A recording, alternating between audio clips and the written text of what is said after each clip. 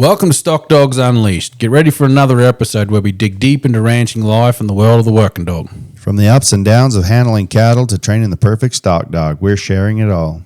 We'll be telling some crazy stories, offering tips and tricks, and of course throwing in a little bit of humor along the way. Whether you're working on the ranch or just love hearing about it, there's something here for everyone. So sit back, grab your coffee, and let's get this episode rolling. Properly. We're here with Michael Dow, long-time dog trainer and open handler and rancher. And we're here to ask him some questions. How's it going, Michael? It's going good. How are you? Good. Thanks for having me. Yeah, thanks for coming. We're here at Winnemucca, actually, and it's just after the trial. And Michael, you did exceptionally well today. Can you tell us about your runs, the cattle, and how you did today? Yes, my open runs didn't go very well. I didn't draw very well, and just took a little longer than I wanted to get the cattle broke. And you're not going to win that way. But the brace runs went really well. We won the long go, and then we ended up coming back to the finals and winning the finals. Heck yeah! What's a brace? The brace class is when you use two dogs at the same time. Okay. Do you keep them on? Are those dogs on opposite commands? And what type of dogs do you like to pair up to do something like that? Yeah. So these particular dogs I used today, they were on the same commands. Ideally, for a brace class, I don't like dogs on the same commands. I have 3 sets of voice commands. I have away and come by, right and left, and then G and haw. But I'll put them all on the same whistles. And so that way I can use them with each other, or I can start on the voice commands and use them independently of each other. Okay. Because that would probably fit you too, because not only do you come to these trials, but primarily your dogs are for helping you work. Absolutely. So the reason why I keep them on the same whistles is because if they're 2 ridges over, I want them working together. And then as we get closer to the corrals or closer to me, then I can start using them independently as they can hear me. Okay. Yeah, that's the... So what got you, like, where'd you grow up? What got you into dogs, and how'd you come down this road? Yeah, so when I was, about 12, my grandpa got a dog called Bunk, and she got hurt, and she was started, and she got hurt, and he gave her to me, and I kind of progressed her as much as I could for a 12-year-old kid that didn't know nothing. And then I graduated high school, and I started cowboying. And what I would do is I would go to the pound. Every place I worked, whether it's South Dakota, Montana, Wyoming, I'd go to the local pound, and I'd find anything that looked like a border collie. And I'd bring it back and see if it wanted to work. And if it wanted to work, great, I just used it. And they were rough. They were rough, raw dogs. They didn't know much. I had a whistle for a down and a whistle that meant change directions. That was as finesse as it got. The first time I ever loaded cattle in a trailer with a dog, I actually laid on top of the trailer and had it balanced to me. That's all it would do. And so I just slowly progressed from there. I started getting some better dogs, started raising some dogs and trying to figure out what I wanted, what I liked. And basically they were just a product of necessity. Me and my wife now, it's just us. And her and I, between private and BLM, we manage about 30,000 acres. And so it's just us. We'll bring in a bunch of outside cattle and yearlings. And if it wasn't for the dogs, we just couldn't get it done. Yeah. So when you was using those dogs as a kid, was that on your grandpa's ranch, or did you try to find working jobs for horses, cowboy, your dog type of stuff as a kid? Yeah, so I'm a first-generation rancher. He was just a horse trainer, and so we just used him on stuff at home and nice. Until I graduated, and then I started using him on the different outfits I was working on. And looking back now, I didn't know a damn thing. It was rough. Right. So, and you're one of the top handlers now, and you've won national championships. Like you won last year, was it the nursery? I won the Open Reserve Dog of the Year last year. And that's what I mean. Like you're using your dogs every day for what? And for people that don't know, Michael owns 7J Ike, which is a very famous, renowned dog, national. Like people in Australia know 7J Ike, and he was exceptional. But his primary job was working on a ranch and then do this stuff for fun, correct? And exceptional at it. Very competitive, and a lot of people have trouble transitioning from the paddock, like the field, to trial settings, and you've done it extremely well. And how did you do that, and what steps for people that that are listening that want to trial and think their dogs aren't good enough, but they're heck of dog hands, and they just don't understand. Well, you can say it simple. So my philosophy is do what comes natural until I say otherwise. And so I want a dog to use its natural ability, and if they don't have it, I don't want them. Yep. I hate a mechanical dog unless I ask you to be mechanical. And so when I'm outside, I want to be able to send them, turn my back, focus on what's in front of me, and just know that they're going to get it done. But dogs don't know where a gate is. They don't know if there's a ledge. They don't know if there's certain obstacles in the way, so I have to be able to manipulate them, whether they're 20 yards in front of me or a half mile away. And so for me, it's just get them broke. Don't get in a hurry. I personally don't start dogs, less than a year old, and I take my time with them, make sure I get every brick of the foundation laid correctly before I move on to the next step. When I was first starting out, that was tough because you don't have anything broke, you don't have anything older, so you just kind of take what you have. And for me now, I look back and I'm like, man, I'd had better dogs sooner had I just waited a little bit. Right. But it's hard because if you're cowboying for a living, you want your dogs to go. Yeah, 100%. And that's what the people who are listening are going to be.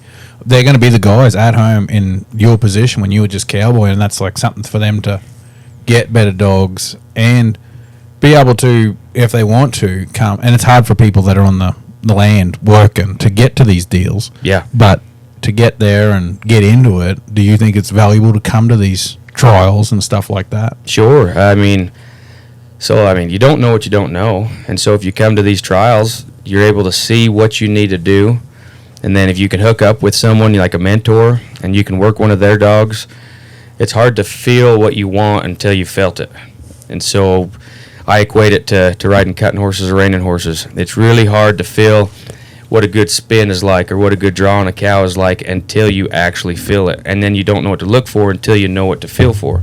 And so it's just the same thing with these dogs. Yeah, and that makes a lot of sense because that is a big thing when kids and stuff, and like myself, you ride a really nice horse, you're like, man, my horses suck. And I need to feel, when I feel that, that's cool. And when I get that feeling, it's like, I'm going to continue doing that. But without being shown or taught, I think a lot of people get bound up and like, oh, this dog can just do one job. But there's so much options that these dogs can do. Mm-hmm. And that's what I like about the dog trials is you watch the novice handlers hang out and watch the open guys and the intermediate guys, and even the open guys get to come to these dog trials for 3 days and just have conversations with each other about my dog does this, your dog does that, how do you do this, and then the up and coming handlers get to learn so much and ask questions. And I like the stock dog world just because, or the working dog world, because people are so free to give information and help somebody else because I don't know if you agree with me, but it feels like I love seeing somebody come up with a good dog because you can appreciate what they've gone through to get that good dog, and you're like, man, I see it. And absolutely. Awesome, dude. That's a good dog, and you've done an awesome job with it. And that's one thing I like about the trialing world, that it brings a lot of people together with like-minded interest that, they can get advice, and two, the higher class guys like you are so good to give advice and appreciate what the younger guys are doing to, improve their stuff. They want them to progress. That's the biggest thing, because everyone's here to have a nice dog. It's just like the horse training world. Like, you want to get to a certain point, and I think the horse people are a little bit less free giving with information and a little bit more snobby. They might get a little in trouble for that, but I think they don't want it. Like, they don't want to see people succeed. But when I first came, there wasn't people like talk to you or a Chance. That's how I met Chance. Like, talking to these guys that are exceptional handlers, Brian Jacobs and stuff. They're great, and they don't think of you as a competition. They want to help you. They hope that you beat them one day, and that's they're there. And that's when I went into my first trial.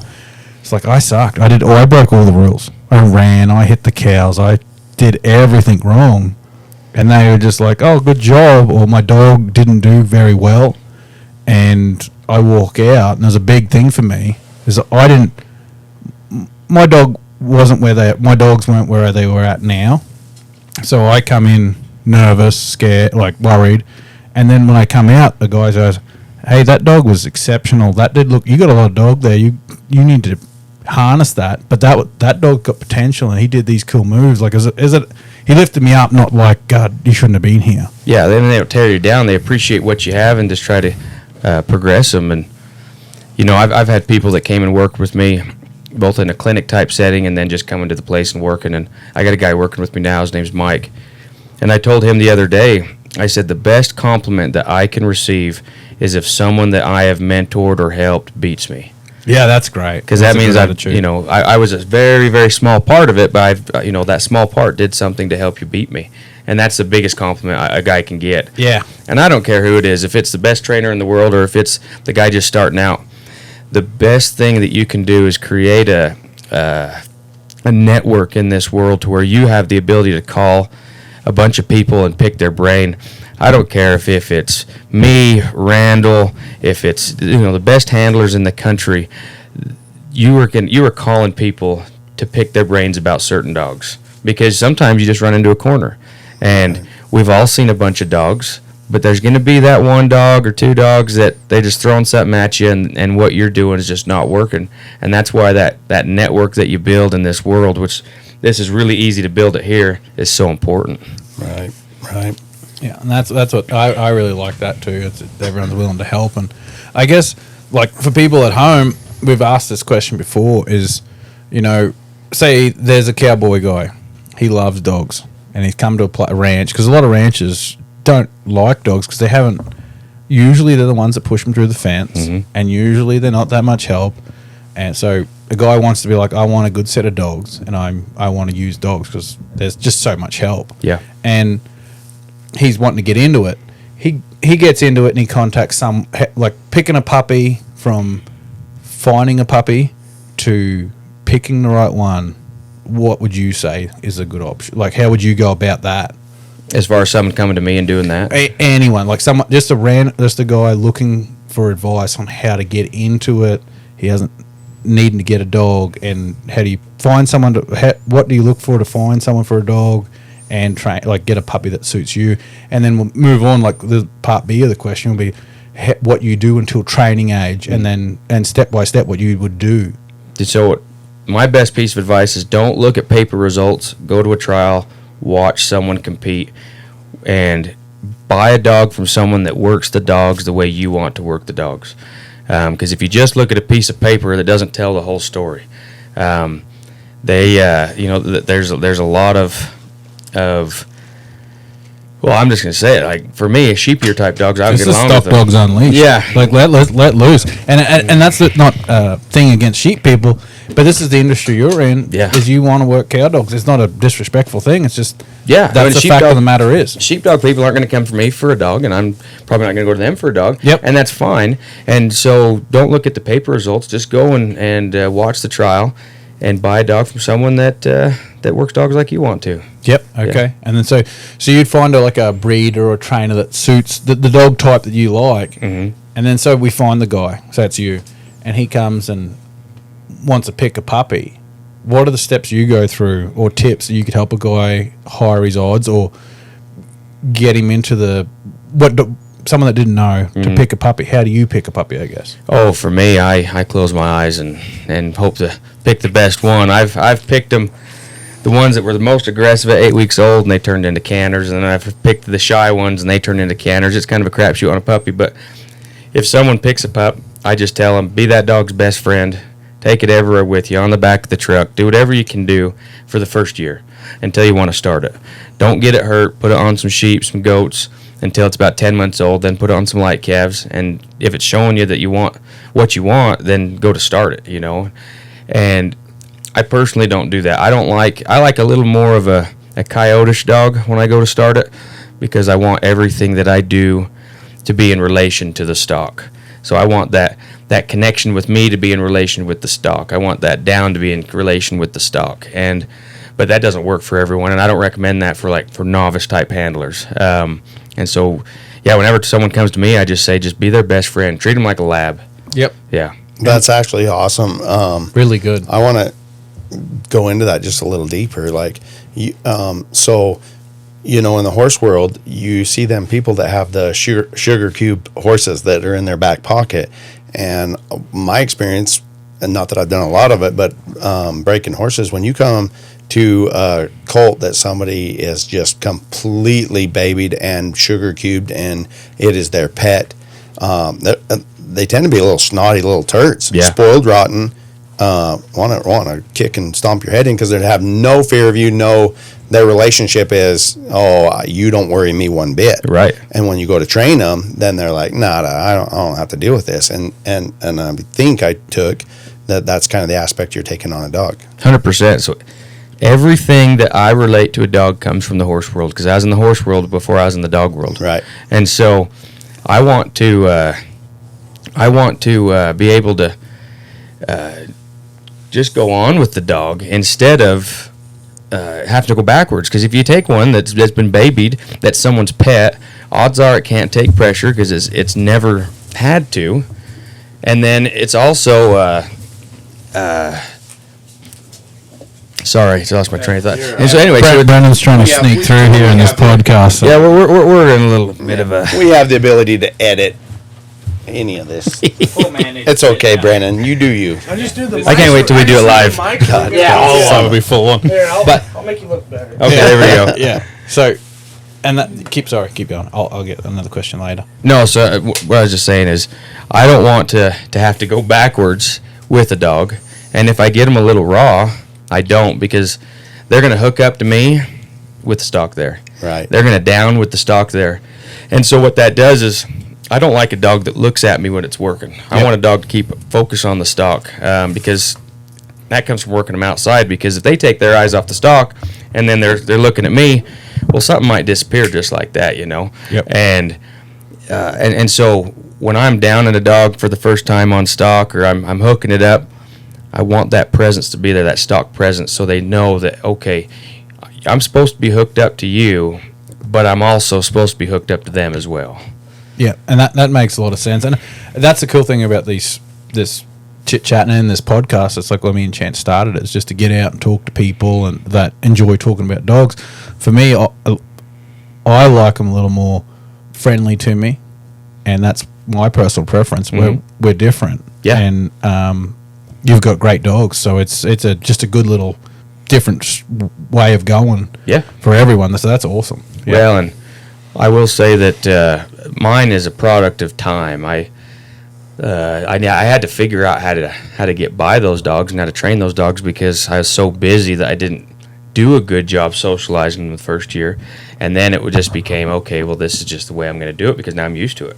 Yeah, I mean, well, that's a lot of people too. Like, you go out to a ranch, and you might be 30 miles from your neighbor, and you go to town, but you don't go and take no stinking dog. Yeah. And he's there to go to work and do your job, and you don't want to take this puppy everywhere and have him. And I get it. There's every rancher in the world, they'll take him in the tractor, they'll take him around, but very rarely do that dog see outside the ranch. Yeah. And they are a little watchy and a little guy. They might bite you half the time. I don't know. They but, might. But that's what people listening, like, I would resonate with you, is that's the guy that, yeah, my dogs are like that. Yeah, I literally had a really, really nice brick pup that I trained, and That was a plug to Brick, PV Bar Brick. there's a plug. Okay, I trained him, and I thought he's going to be my next futurity dog, and I had a guy call, and he was honestly interested in either buying Brick or this pup, and I told him my prices, whatever. Anyways,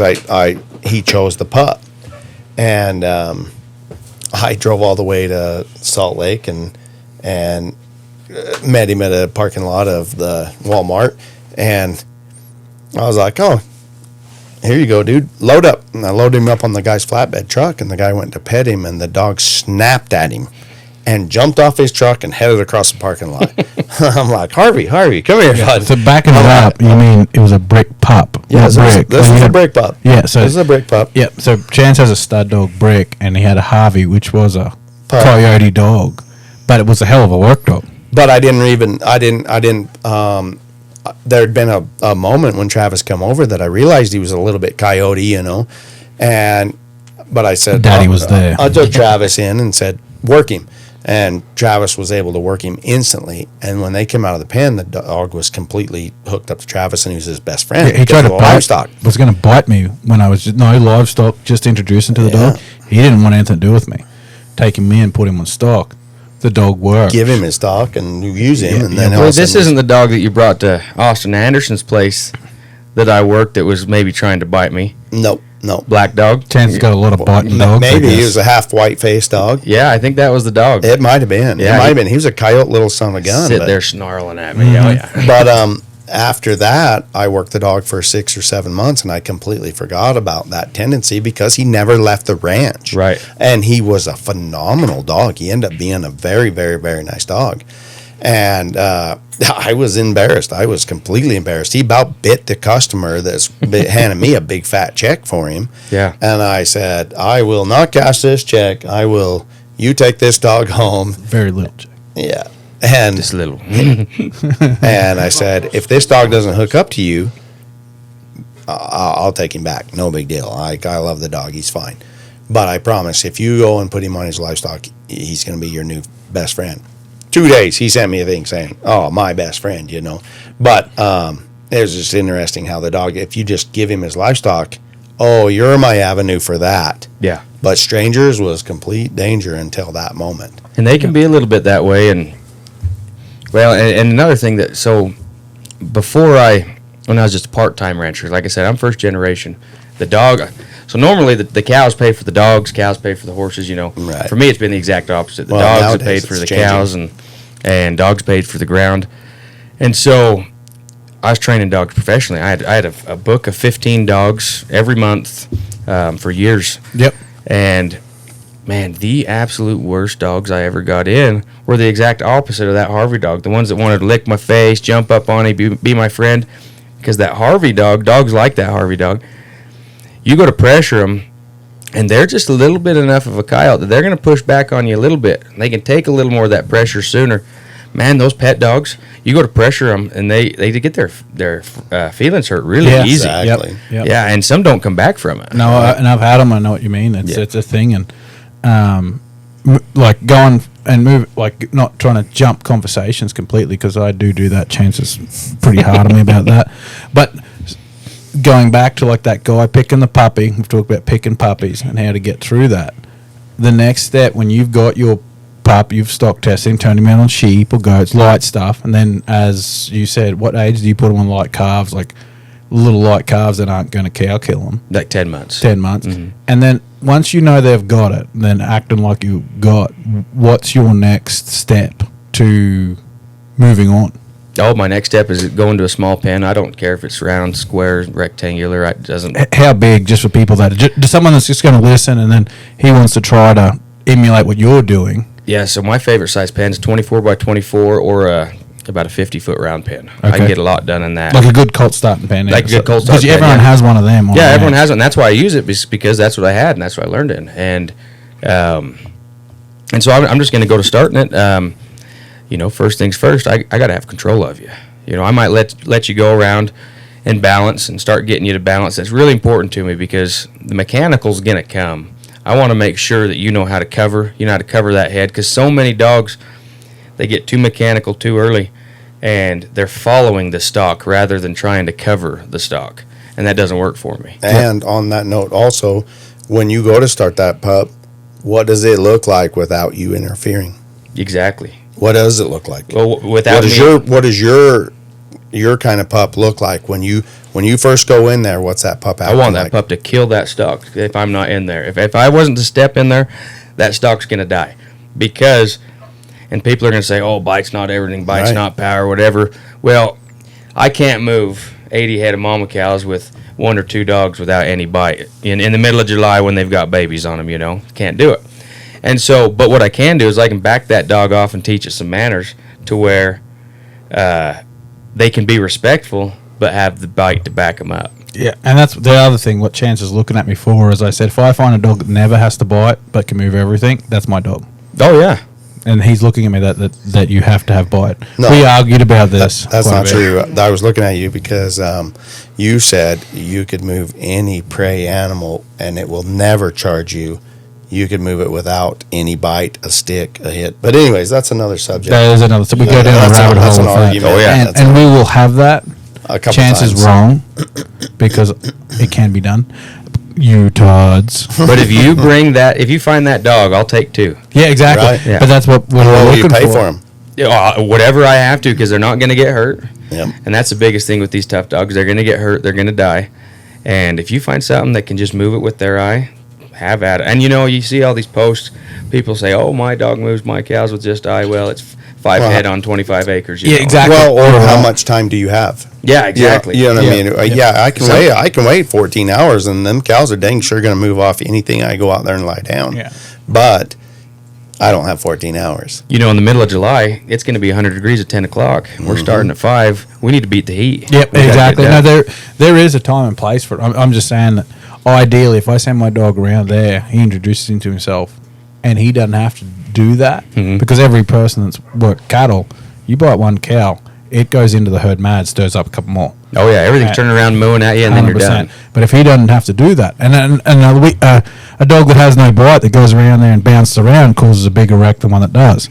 And but that'd be the ideal dog because it is. We get hammered, Chance, you and me, and a lot of people. We want the killers, like you said. You want them to get go into that hammered for that. pen and to grab hold of one.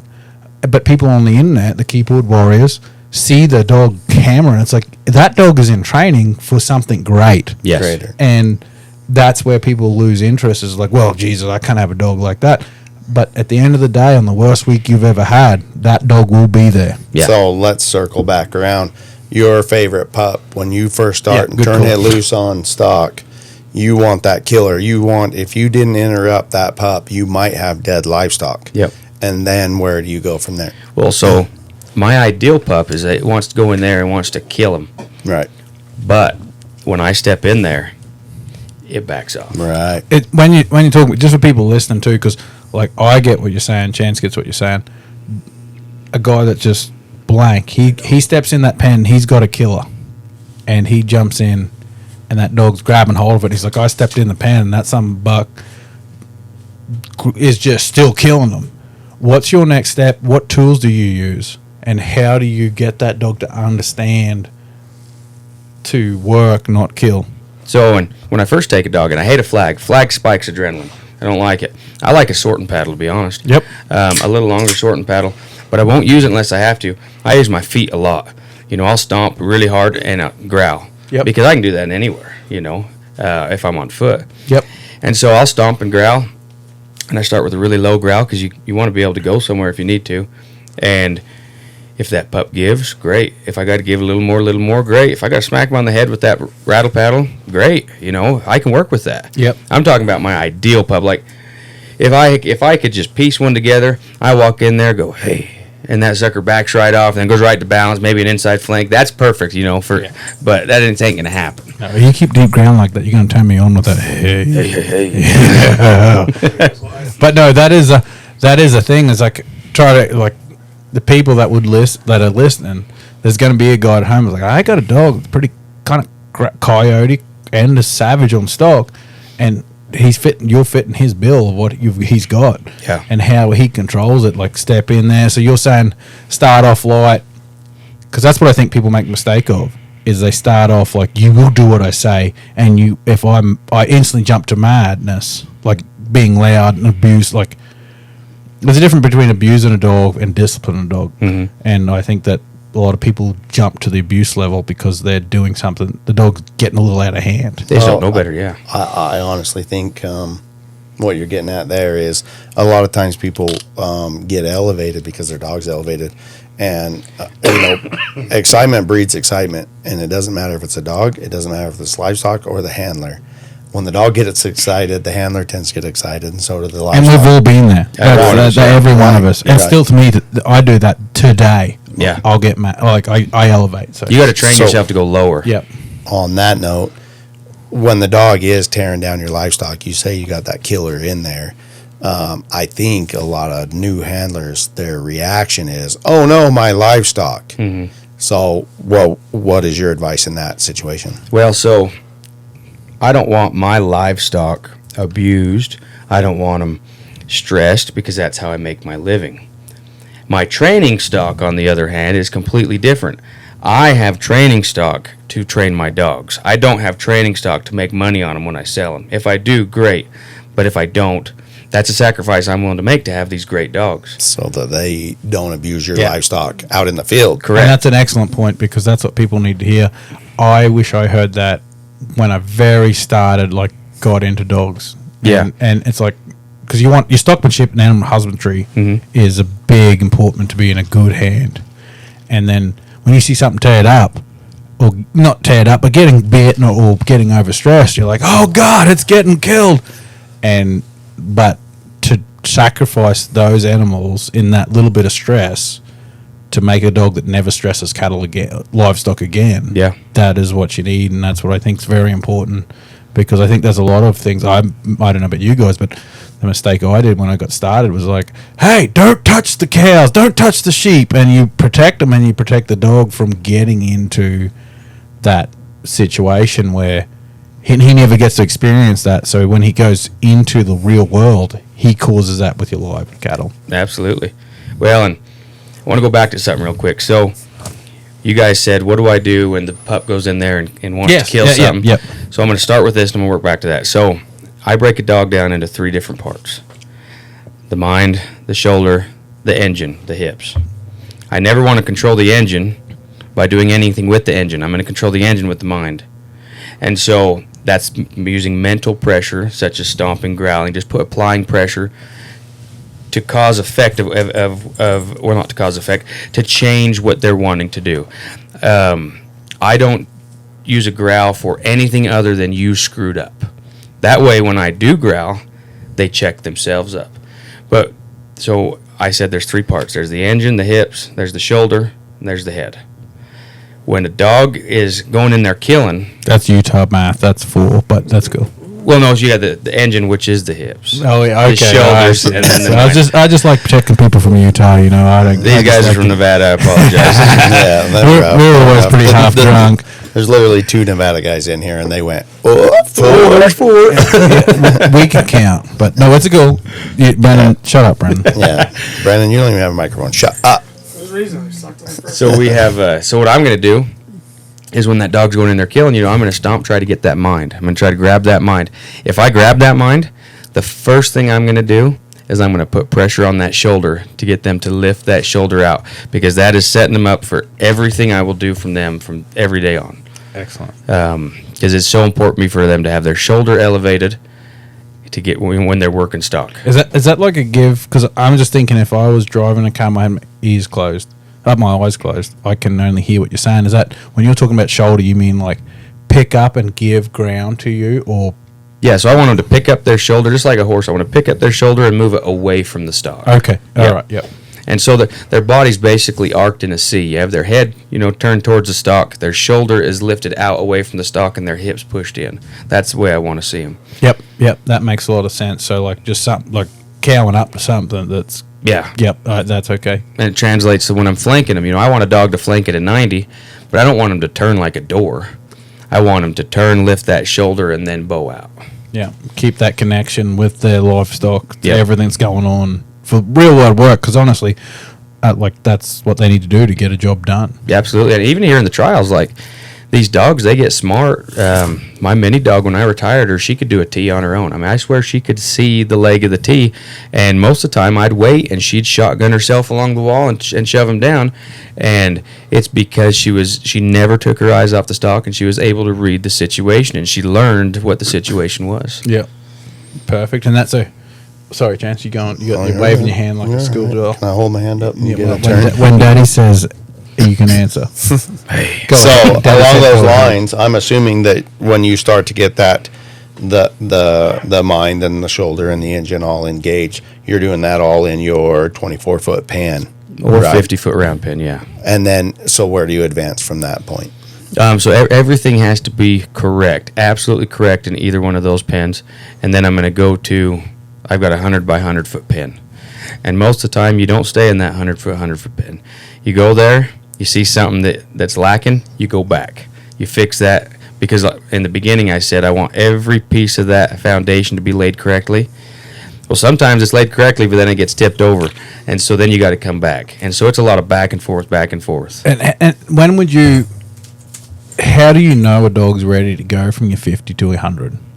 So for me, Not your round pen to 100. Like for just a regular guy, he gets in there, he stomps, he growls, and that dog's kind of reacting. He likes how he's reacting to his stock. Mm-hmm. What is a transition? Because I know that a lot of me, myself included, when I'm learning, I will overdo. I want that perfect. Is there a transition there? Honestly, I would love to jump in on that point, because I was about to tell Michael, like, I was really glad to hear him say that, because you go jump up to that 100, and then you really often you don't stay there.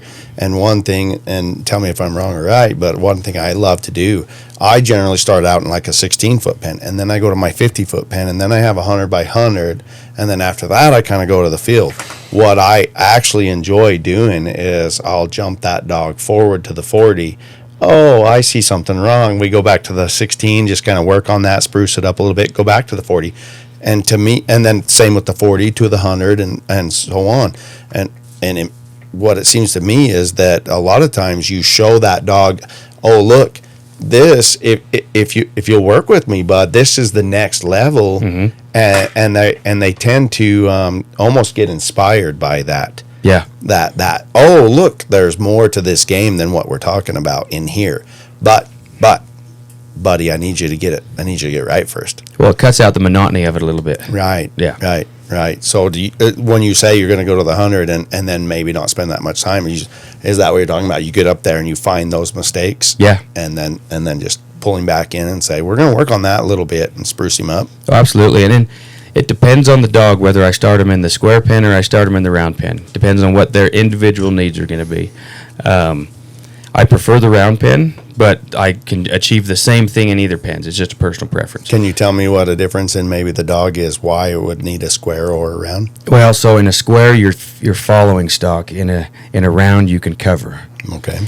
Now, if I start something in the square pen, I can get them to cover by going to the round pen or going to the bigger pen, but I'm adding another step, where if I don't have to add that step, that's just save time. But what I want when I'm in this round pen, square pen, I want a square flank, and you're not going to get it when you move to a bigger pen. You're going to lose it, and you're going to fight it back and forth, but I want that square flank. I want you to move your shoulders, so I separate my get out command. Out is lift your shoulders away from the stock. Get is completely leave, turn around and leave. And you can use both to your advantage. So I want both of those, and I want a solid down. I want to ask once. Eric Wanneman told Brad Bunderson once, and Brad told me. Brad was downing a dog, or someone was downing a dog, and they said it like 10 times. And Eric's like, what down did you want that dog to down on? The first one or the 10th one? And that stuck with me. I ask once, and then I'm applying pressure. It's never a second option for me. And so I want an absolute down. I want shoulders lifted up, a square flank. I don't care about a straight walk in. I don't care about going to balance and finding cover perfectly. I want those things so I can start advancing you. Because when I go to that 100 by 100, I'm going to set a dog in a 7 exercise. And 7 exercise is when, you set yourself up at the top of the 7, and then your dog is at the bottom of the 7, and the stock is off away from you. And so that dog has to go behind you, create some distance between them and the stock, and get around the stock. I'm going to create that, and I want to be able to have the ability to say out, and they lift their shoulder up. Now, we've all worked dogs in this room. We all know that there's going to come a time you say out, and their ears are plugged. Yeah, they come in. Yeah, and they come right in, yep. And they think that means get ahead. Yeah. And that's just when you got to go back, And so... that's a cool thing, is like talking about this stuff with guys that have done it, is there's no there's going to be wrecks throughout this whole training. There ain't, you can step into the pen with that killer, and it ain't easy. It's going to be tough. Yeah. And that's the best part, is we've all been there. And the person that's trying it is like, don't feel bad because we've all been in the wrecks. All been if I wanted easy, I'd train sheepdogs. Just to be honest, I used to love when I was trained for a living. I called them easy money. Yep. The chance started about taking them to the field. I started those dogs in the field. Yep. It was so easy. But I don't like the end product. I'd rather have the wrecks in the beginning, have the headaches, and end up with a product I want. You just have to learn not to get mad, and that's the pot calling the kettle black. Do as I say, not as I do type of deal. Yeah, everyone does lose their everyone composure. loses their shit once in a while, and but never take it out on the dog. I mean, you can get pissed, you can get frustrated, but never hold a grudge on them. Yep. Well, and if you notice, a dog never holds a grudge on you. Dogs can release, like, you make a mistake, you get angry, they get over it that quick. Yep. I mean, they don't hold a grudge whatsoever. They're generally as honest as they get. Yeah, and we've got to be the same because they can read that. Right, You know? right. But I do want to circle back to something that you said that caught my ear. You said, I don't care if I have a straight walk up. Is that true? Because, just so what is your preference if you ask for a walk up and that dog starts bowing into a flank? Well, I don't care if I have a straight walk up initially, because the hardest thing you will ever teach a dog to do, a good border collie, is to drive. Yes. Because everything in their bones is telling them, don't do this, go to the front. And so shut that's down movement. Yep. And so that's something I teach at all stages. I work on it in all stages. I start with straightening up that walk up at 12 o'clock at the top, bringing them in, and then I'll bring them to 3 o'clock and 9 o'clock and start cross driving a little bit. I like to do that when my flanks are a little bit solid, because then I can flank them back into the true spot. And then I'll go into everyone who has cows has an alleyway, and then you just drive cattle forward, turn around, have them bring them right to you, and then drive cattle the opposite way. And that's when you can really work on that drive or that walk up. But you have to have control of your mind, because if they start veering a little bit, when in the beginning I'll just reflank them. But when I know that they know what they're supposed to be doing, but they're kind of being jerks about it, want to go cover the head, maybe get to the front, then that's where that growl comes into. It's so important. And if you teach them that growl means, hey, you screwed up, nothing else. Hey, you screwed up, they're going to check themselves, and they're so smart, they're going to be like, oh, I know what I'm supposed to be doing here. I'm going to go back in line. Yep. And they're so willing to do that. They will check themselves and try to do the right thing. They're not always trying to screw you. They think they are, but they're not. Yeah, dogs, they want to find the easiest path of resistance. And so if you show them that, hey, like, they go to do something, you growl at them. They go to do this, you growl at them. They go to do this, and you don't growl at them. You don't put pressure on them. Well, then pretty soon you just skip in the second step, and they're going to go right to that. And then pretty soon they're just going to stay there, because that's the least path of resistance. Which is a lot in the same as horses. You make the right choice easy and the wrong choice hard. Yeah. And pretty quick, it's pretty easy for them to pick the right choice of what you're wanting. Like Nevada Ray Hunt said that, but no big deal. Yeah. Well, it's just like opening doors and closing doors. I'm going to close this door and I'm going to open this door. But if you want to continue beating your head on this door trying to break through it, well, go ahead. I'm going to make it hard on you until you find this open door. Yeah, and that's the other thing too. When you say pressure, like, I want people to know when you're pressuring them, but it's all in the release. Mm-hmm. It's not in the pressure that you apply. It's in the release is what gets them to understand. Am I understanding that right? Because that's how I like to do my dogs. Yeah, absolutely. And in the beginning, it's a big release, but then it works into a very small bit of release, because I don't want them hunting for that big release. I want them hunting for that little bit of release. That way they're hunting harder for it. Yep. Yeah. And that makes sense. It's like a horse too. When you're teaching a horse to do anything, it's like they do a little bit at the start, you give a lot, and then as they get broker and work, you're giving less and less. Absolutely. And it is horse training and dog training is very. If you can ride a horse and train a horse, like get your horse to do things, you can get a dog to do things. But I always think that horses are easier because you're in contact with them. Oh yeah. And a dog, you have to 100% be in their mind. I'm fully with that. I think you have to be in their mind. I 1,000% agree. Along those lines, like when I'm training a puppy, in the very beginning, he does something I'm like, perfect, there, walk up, come get you a little bite of your candy. Mm-hmm. But then a month later, 2 months later, I'm like, there, walk there. Mm-hmm. And that was enough candy. You know what I mean? Because as they adapt, like you said, just a little teeny bit of release of pressure or a little teeny bit of joy and that's what I really enjoy about the Border Collies is it doesn't take much to make them happy. No. They will run 100 miles just to get a little bit of walk up and move their livestock or go to the nose and shut their livestock down, whatever they enjoy. But well, and that's why I think it's so important when you're starting them. Don't just, if you're in a square pen, don't just go corner, corner, corner, corner. If you're in a round pen, don't just circle.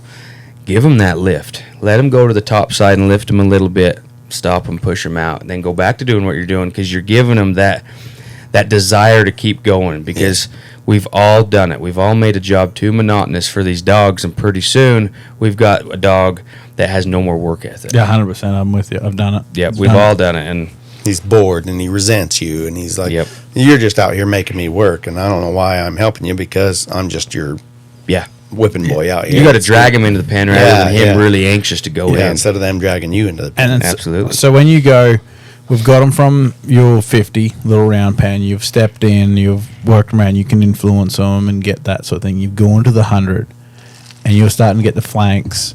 When do you move? Like, and the truth of the matter is, a rancher's not going to do all this stuff. Mm-hmm. He is, and if he wants this high class dog, it doesn't want to. He just doesn't have time. That's the fact. Unless he loves it. But they're going to get, if someone does jump in to do it, and they were like, I want good dogs, I'm not going to buy one, get one that started or at that certain point. When do you transition them from that big pen to real work? When do you, because that's what you do, and that's what we like talking to you, because you're going to take the dog and use it. Yeah. And that's what people listening, So there's going to be trials basically, like, what's your dog doing by the time you move out of that 50-foot pen? and get to a job. And this is where I am different from a lot of people.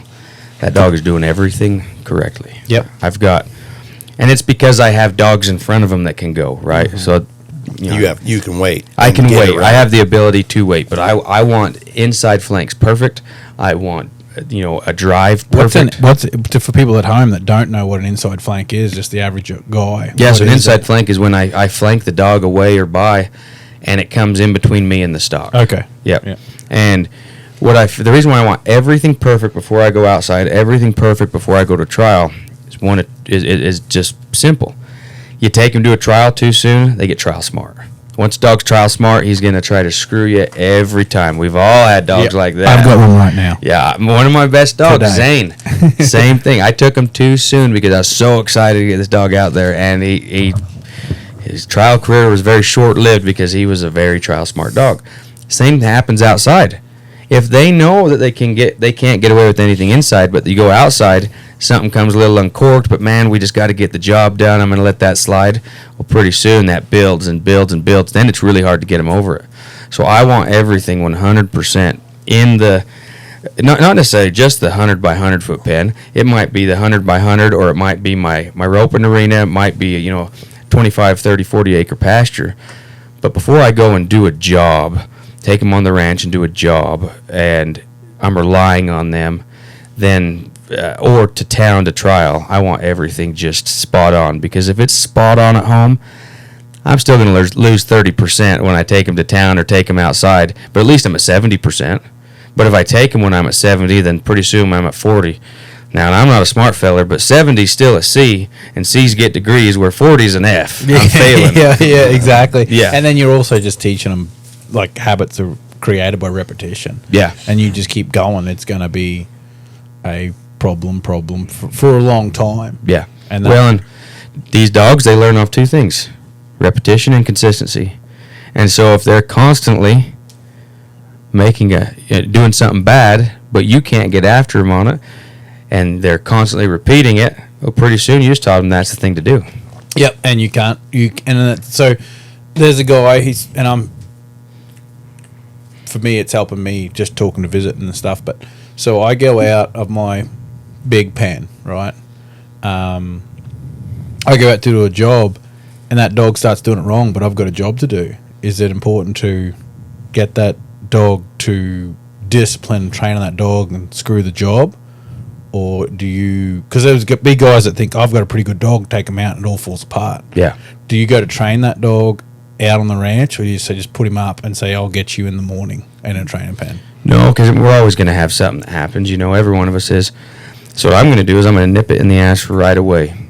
If I've got cows in front of me, I'm going to choose a time wisely to where I'm not going to cause a wreck. Nothing's going to get on a highway. Nothing's going to get away. And then I'm going to say, okay, the cows are okay for a second. I'm going to go work on this dog for a second.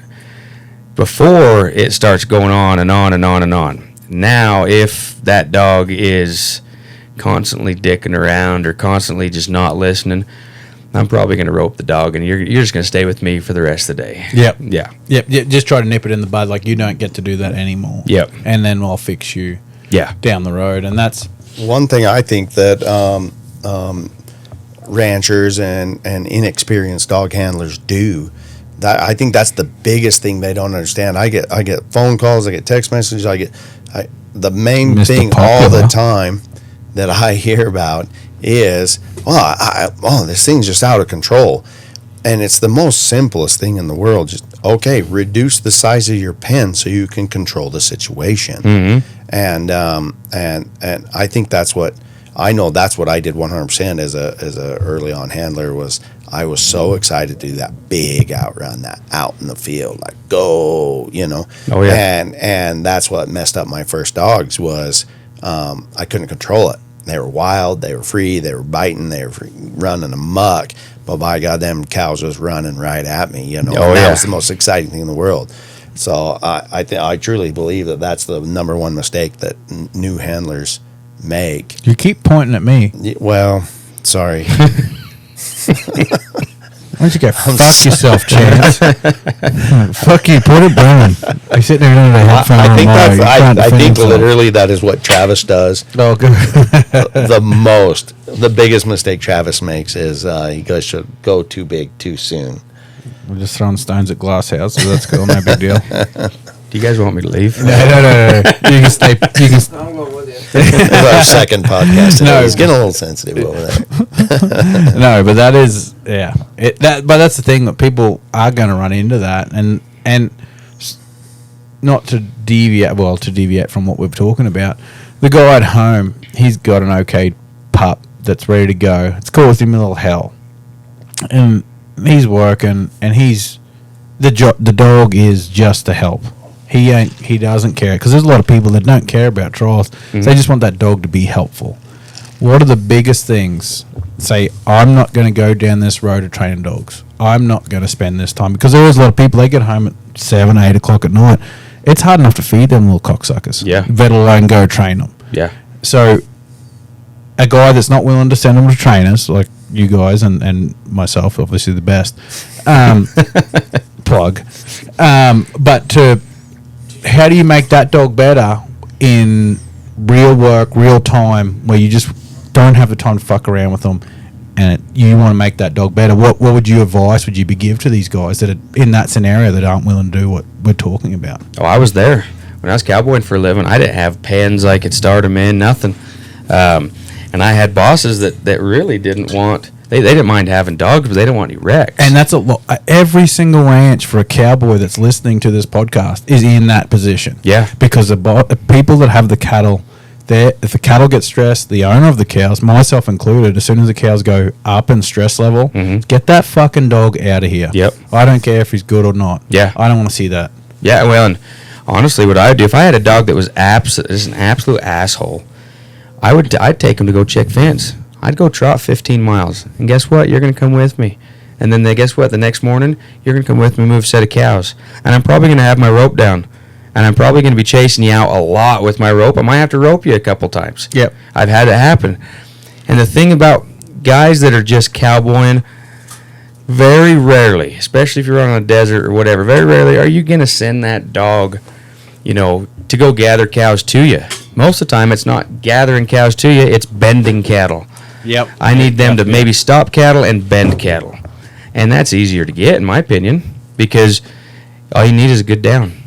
So that's the biggest thing. So I guess that was what I was hinting at for the guys that are just listening and want to do it. And it is, I believe, the same thing. I think that this dog trainers, if you have a good down and you have a good recall, and then you send your dog if he's natural enough to do what you want, you've got a pretty good dog. You don't have to do all this stuff. But that is just the old ranch truck with the hole in the floor and the windows that don't get. And I've said it before. They don't have all these cool buttons. Yeah. You put your bar so low. You don't put that. And like every cowboy, he could have a piece of shit dog that stops. I shouldn't say piece of shit. A helpful dog on the ranch that downs and gets ahead and sickles them up. But he'll be riding a horse that he's working on all goddamn day to back up, slide, stop, spin around, put in the bridle. And they want the horse really nice, but they spend no time with the dog. Yeah. Or the cows. All the cows. But that's what I mean. Like, they're working because that's their passion is the horse. Sure. But I found the fact that if you have a good dog and you spend a little time with the dog, you can train your horse all you want because the dog's doing the work. Absolutely. And your boss don't get mad. But I also think their boss they're a lot more critical, and there's more emphasis on get that horse right, you know what I mean, because you got to get on his back, and and he's more dangerous.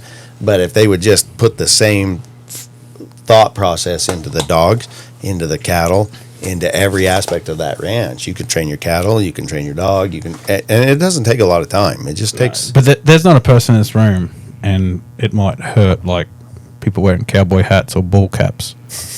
Feelings. Everyone's moved a horse on a side by side of a four-wheeler. Oh, yeah. And some days that's the time you got. It's like, I don't have time to go wrangle horses. I'm going to jump on my four-wheeler. I'm going to race out there. Yep. And there isn't a cow in the world that's been worked horseback that reacts good to a four-wheeler. Yep. But if that cow has been around dogs, you can send that dog around and get your job done because shit just happens. It's not easy. Yeah. And like there's just times it needs, and you were out putting out mineral. You got a dog on the back of the truck and a couple cows on the wrong side of the fence.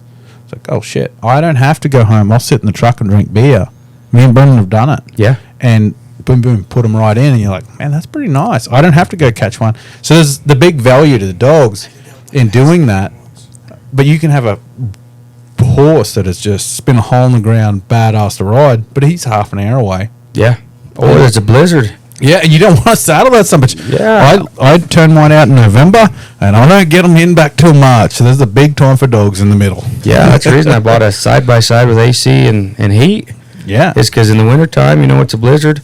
If I got colts, I need to ride a horse, I'm getting ready for a sale. Yeah, I'm probably going to go grab that horse, get him ready. But if not, I value my time. I'm going to freaking load that side-by-side up, drink my coffee in the heat, and I'm going to let those dogs work in the cold. You mean with Irish cream in the middle of it, right? Oh, lots of Irish cream. Yeah. Maybe mostly. But that's the other thing, too. That's these guys riding these nice horses. And that's the biggest thing to teach. The hardest part, I think, you talk to guys on a ranch or ranches, like, they don't see the value, and that's what we're trying to show. They'll be like, oh, man, that horse is $10,000 and it's a nice one. But we can't. Like, it's a nice horse, and we can do all this stuff on it. But if they spend that time and money on the dogs, it's like you can ride a $500-$600 horse, and you can train on that bug and make him nice, and that dog's out there doing the job. It opens you up a lot. Like, the dogs have I think it's equal, if not more value, than a good horse. Well, Speaking of valuable time. I got one more thing. It's pretty. I'm not going to end it. I do want to hear what you have to say, but I got like one more question to ask. Okay, so Chance has got to go home to his wife. Is there a whip sound on with this? day working? So I don't day work anymore, and I don't even know what the day working wages are these days. I know what I pay guys, but when I was day working, What is it? Because I might come work for you. I pay $150 plus I got Hey, your fuel. if you need me, I'll come. You bet. Yeah. That's a long ways for you to get. I'll bring a piece of shit horse and an average dog. Perfect. That's great. I'm this shit horse and no doubt. I want to work one of yours. Yeah. Well, so when I was day working, the going rate was anywhere from $75 to $100 a day. Yep. And most of the time they'd catch your fuel if you're willing to put red fuel in your truck, and which everyone does. No, that's tractor fuel, and I don't recommend that. I don't recommend that. No, I hate having cheaper tax write-off fuel, and you'd never get checked, so I wouldn't promote that. If the IRS is listening, I never do that. Yeah. That's just for my tractors. Yeah, but so say it's $100. It got to the point where guys would call me to come day work, and I'd say, actually I'm a little busy, whatever, and they say, well, I'll pay you $150. Bring those dogs. Yep.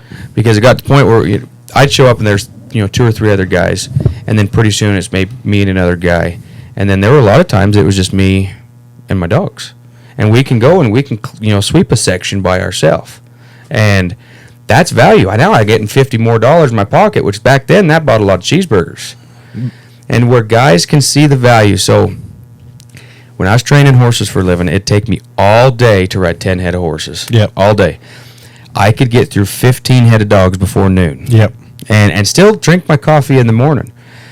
I bought a $73,000 pickup, paid cash for it, selling $3,500 started dogs. Yeah. And that was 60-day dogs back then.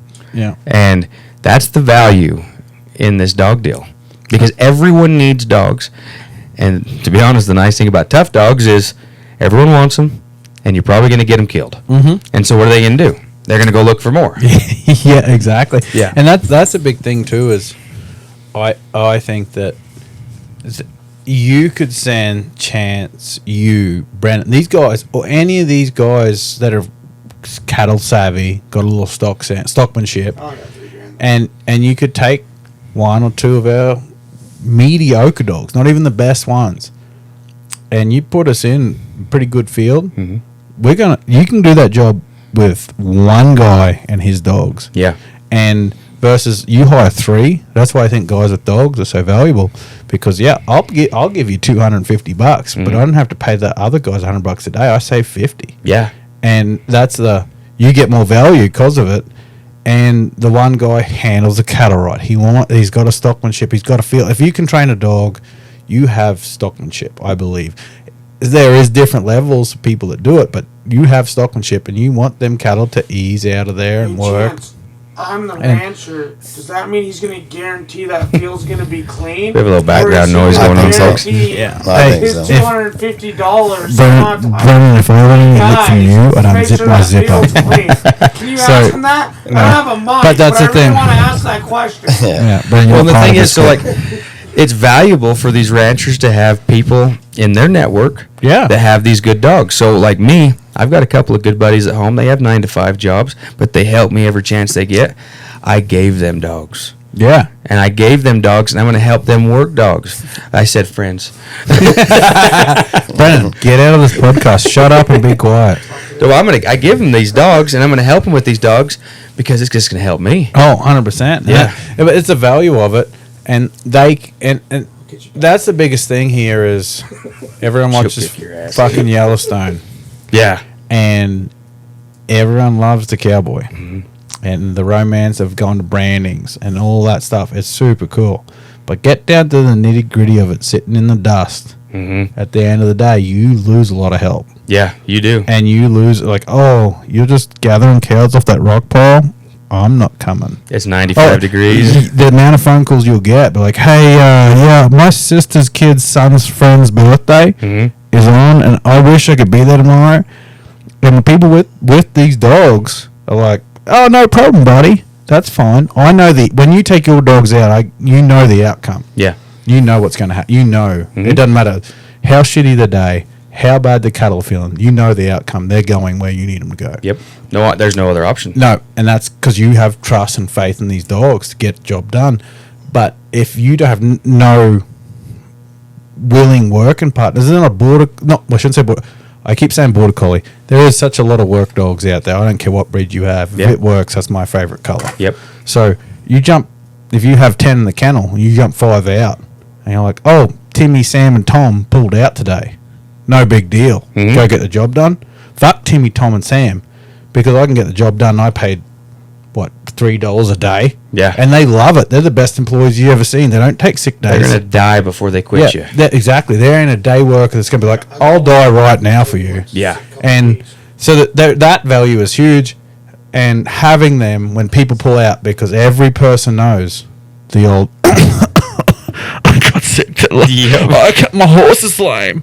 Everyone knows with that exact feeling Yep. of what's going to happen. And So- it's tough. The old adage, and it's a new adage, old adage, whatever. It's tough to find good help. Well, it's not tough to find good help for the fun days, like you just said. Branding is you can find shit. You'll be over. I've never been to a branding there's not a pile of people. I Yeah. fucking hate brandings. On that note, Michael, will you break down and let us know exactly what type of dogs you're looking to Yep. raise, sell, breed, and use? Yeah, so Your type of dog is me and Chance are on the same. yeah, so we already established I like a tough dog. Yep. Now, not every dog's going to be 100%. There's different levels, you know. I can accept some dogs that are down here. Am I going to breed them? Probably not. So that's 70% of a dog you want. 70%. Yeah. I can still use you, but they can be tough all they want. But if I can't send you half mile, 3/4 mile, and have you gather cattle to me and be able to manipulate you that far, I don't want you. Yep. Yeah. I get off on the long distance work. That's and the. Yeah, I actually get off. Like, it gives me a woody to see a dog going out there 3/4 of a mile. I whistle, man, it hits the brakes. And there's that little bit of time delay. There's that little bit of time delay there. That's your dog's there because you got married. And so, well, it's Pinky too. And so anyway, so that's where I get off. So they got to be tough. They got to be able to have enough stock feel to go long distance. They got to be able to be manipulated. We know whether they're 10 yards or half a mile away. I don't give a shit about hair length, hair color. I actually hate red dogs. I'm harder on red dogs than I am black and white dogs because it's just like a buckskin horse. People are breeding for that, and then you breed the brains out, you breed everything else out. Just like black cattle. I hate black cattle for that same reason. And so I'm harder on a red dog. I don't care if they're long-haired. I've had great long-haired dogs. I don't care. If you're a freaking transvestite dog, I don't give a shit as long as you work good, you know. I really don't care. Yeah, my favorite car is work. Yeah, absolutely. And as long as I have that, I'm set. No, and that's so. If you had to pick your ideal dog, and you could pick parts of the dogs you've had and dogs what you're going on, what do you look for in that type of dog and how he approaches, and it's just a natural ability, not trained. Just things that, like, when a guy at home can go, hey, my dog does half that shit. He's a pretty good dog. Mm-hmm. What are you looking for? You turn them out loose on cows, and you like, man, that's great. Yeah, so I want a very forward dog that has the ability to stop on a dime. I want a dog that has presence to where it's not drawing cattle into him. Yep. I want a dog that is snappy and fast. And we're talking about ideal dog. You're not going to get all these things in one package. But like, and that's the thing. You go to a salon, you're going to buy cows. There could be 10 things you're looking for, but you better pick 3 because they're going out in the next 20 seconds. Absolutely. So, but you got 20 things, like 10 things you're looking for. Yeah. So, yeah, you're not. This isn't like going to happen tomorrow. Mm-hmm. But there is traits that you like and different things. That's what I mean. It's just like what your ideal dog is, and people can pick. Oh, that dog's got 4 out of the 10 things that Michael said. So that's a pretty good dog. Snappy, fast, presence, forward, the ability to stop on a dime, no heel bite. And if I have all the presence in the world, I don't need a heel bite. I have dogs that have none, and cattle just don't ball up on them. Even in an alleyway, you know, they're going to find a way to move those animals. Yeah. And the reason why I don't like a heel bite is because it creates sour cattle. Okay, so you think that when they grab a hold of a heel, they're gonna? If they grab a hold of a heel, what does the cow do? She's gonna scoot, turn around. Yeah. Well, so if your dog bites a nose and then that cow turns and it bites its heel, you didn't teach that cow anything because you're applying pressure as it was leaving, you know. Yep, and I never want to apply pressure as it's leaving. That's the release. So my perfect dog doesn't have a heel bite. Yeah. Well, I can get by every day, all day, any job without a heel bite. Yeah. As long as the dog has presence. Now, if it doesn't have presence, doesn't have a heel bite, you're screwed. Yeah. Yeah, when you say presence, that's a game changer in a dog that doesn't have heel bite. Yeah. Because if they don't have presence, I had that Reba female that had no heel bite, but she didn't have the presence to walk in there and create that movement. So she had to sneak around to the nose, stir them up, go back into position, bring them on down. So if I had heavy cattle, I was screwed. But if I had trotty cattle, boy, she could control them like crazy, you know. Well, go ahead. I was just gonna say, in that aspect, she just didn't have the presence to create that movement. But I understand exactly what you mean when you say if that dog has presence, that means it can walk in and let them cattle know I'm here and you better get out of my way. Well, if Something may you've seen happen. enough dogs, you can pick up on it really easy. Especially come to these trials. We talked about come to these trials, finding a guy that works dog or cattle the way you want to work cattle. You can see if that dog has presence right off the get-go. Yep. If that dog can stand there, walk in, and the cattle will move off, it has all the presence in the world. Yep. If you've got to flank that dog back and forth to Yep. get cattle to move, it has none. You're in, yeah, exactly, and that's the biggest thing. I do think trials are smoke and mirrors, and I do like coming in and find the guys that you see their dogs and say, "Hey, what do you do for a living?" If he's an accountant in town, that's probably not the dog for you. Yeah. But you find guys like what we're talking about, they're out and living like, yeah, no, he does this at home. That's it. If you want a trial dog, talk to the guy that doesn't work on living, because they've got value. You can win a lot of gosh dang trials. I've been kicked the shit. We've all been kicked the shit out of by sheepdogs. Oh yeah. And that they're winners. Yeah. But on what you want on the ranch, they will not fit you. No. And to wind things up, because Because me and Michael both have wives waiting outside for us. yeah, you don't have your houses in order. Yes. No, but I do think that I'd like to finish with like best tips for a novice guy or a new guy to get into it. What would you give? Your quote that you should stick by to help people, whether it's in dog working or whatever, to keep them powering on. Mhm. And then if you've got a funny joke, let's hear it. Okay. Yeah, I got. There's three there. It's a 3 for 1. You tards have a hard time doing 3 things. So come back if you need an extra. Oh no, question. no, I've got it. So, the first thing is buy what you can afford. If you can't afford much, go to these guys selling $250, $300 puppies and try to make do with what you get. You're gonna go through a pile of them. Yep. But buy what you can afford, and spend the money on the amount of dog you want at that time. So if you're willing to spend you only want to spend $1,000 on a pup, $2,000 on a pup, but you're willing to put the time into it and train the dog, that's fine. If you ain't willing to put the time into it, spend $3,500, get a started dog. You're gonna be miles ahead. Yeah, I'm with you on that. Yep. That makes sense. And then, so that's all. Just buy what you can afford, and create that fire in your belly. When I first started, really training dogs, like right when I was making the transition from horses to cows, from horses to dogs, I had to get surgery on my knee. I had to take a town job, and I'd come home from that town job working 12 hours a day, and I'd pull my truck up and my wife's car up to my pen made out of pallets, and I would work dogs. I love that. That's badass. 'Cause Yep. it's like one of my quotes is, start where you are and use what you got. Yep. And that's what you did. And you're one of the top handlers in the nation. So it's very possible to get it all done. That was an aggressive grab on the phone, Chance. Just relax. But Yeah. that's the thing. Is like you're doing great. So yeah, that's the thing that shows. Well, and so for the joke, Yeah. Like you want And the quote, if you have one. to take over? oh, the quote. My favorite quote is it's kind of a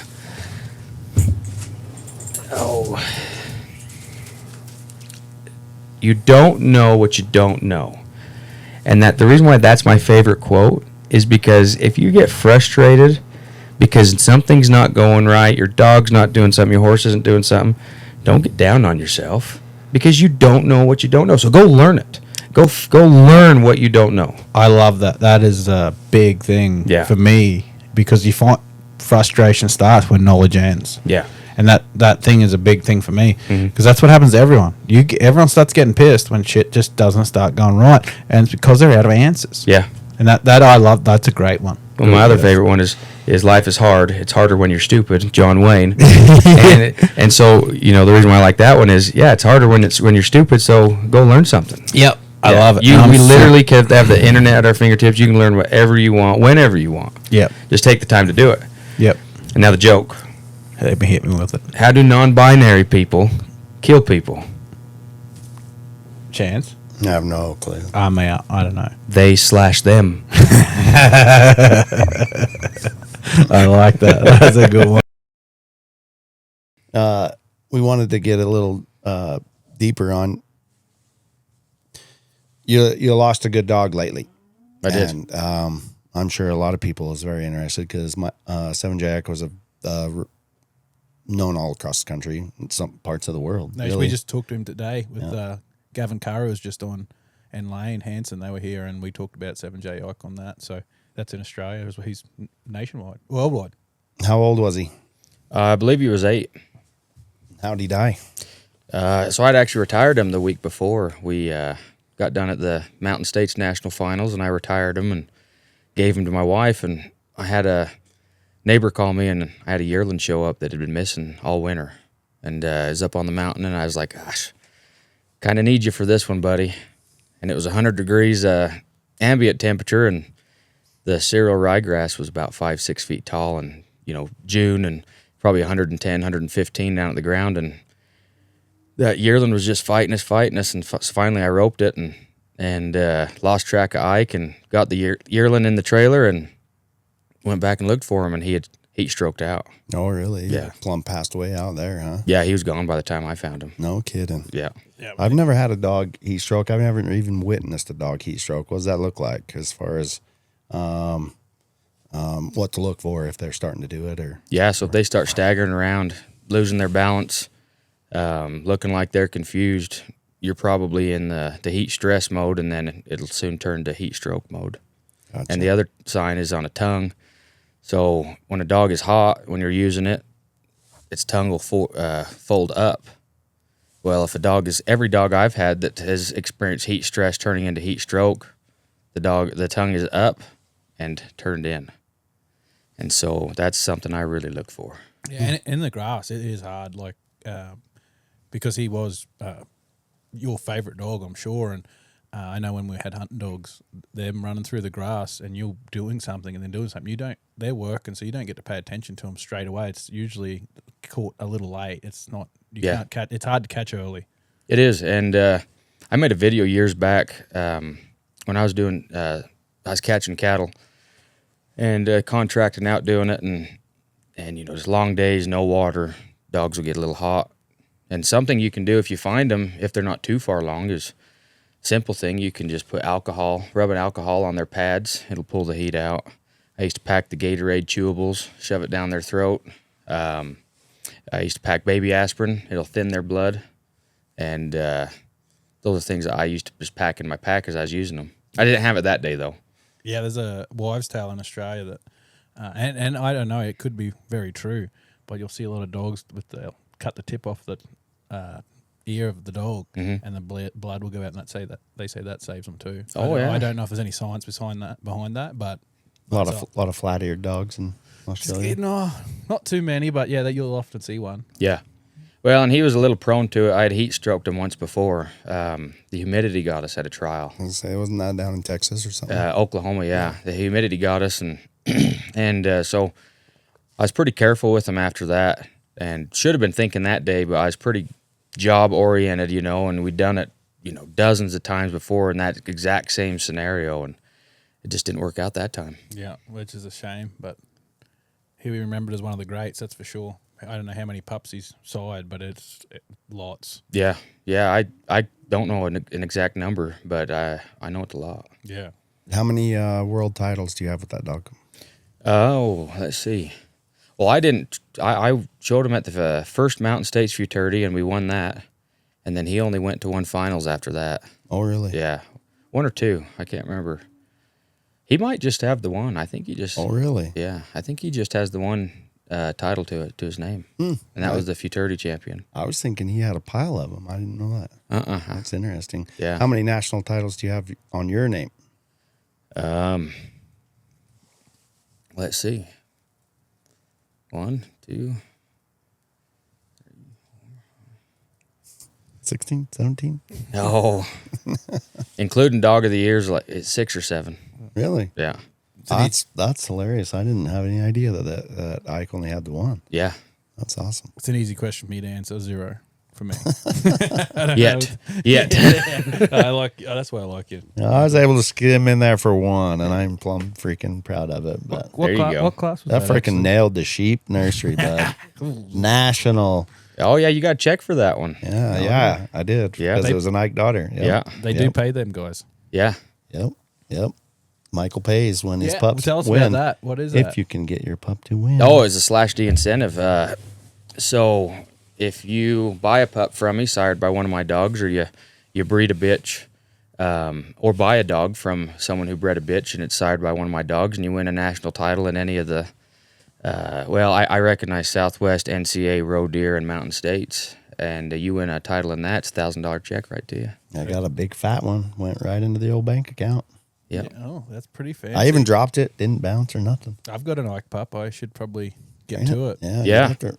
Yep. So Better get after it. They, I wrote one last finals for DJ Anderson Yep. with his Grace dog, and she's a nice dog too. She's a really exceptional dog. she is. I've got a full sibling, a male, to Yep. her that we're pretty excited about.